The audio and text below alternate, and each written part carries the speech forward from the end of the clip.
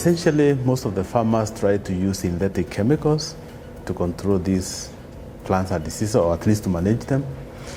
But there are also serious safety concerns concerning these chemicals, because most of them, they have been known to be toxic. And actually, more than 30% of them are not allowed to be used, but they're still in use.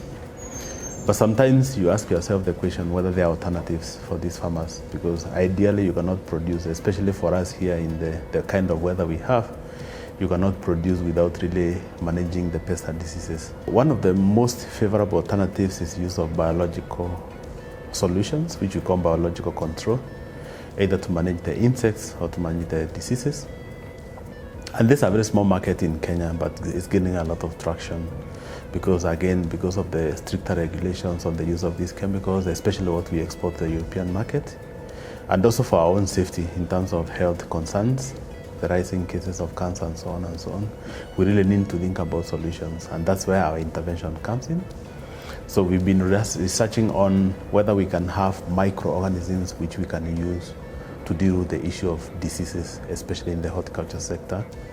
And we've identified some organisms which we can use and formulate and apply them, and they can really help to manage some of these issues for farmers.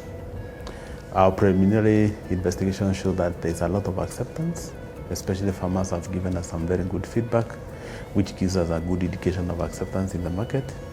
So where we are now, yes, we've proven the concept that they work, but what is remaining now is more of the upscaling this kind of products. By upscaling, I mean producing them in big volumes to meet the market needs.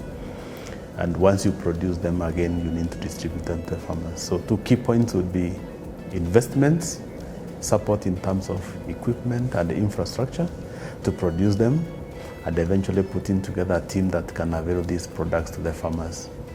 And we've had very good contacts with, especially with groups which are working with farmers in the country around organic value chains. And by organic, I mean producing everything without using synthetic chemicals. And most of these products are fetching a premium price even in the market, even for export. And if based on our own findings, you find also in Europe, the drive is towards organic agriculture.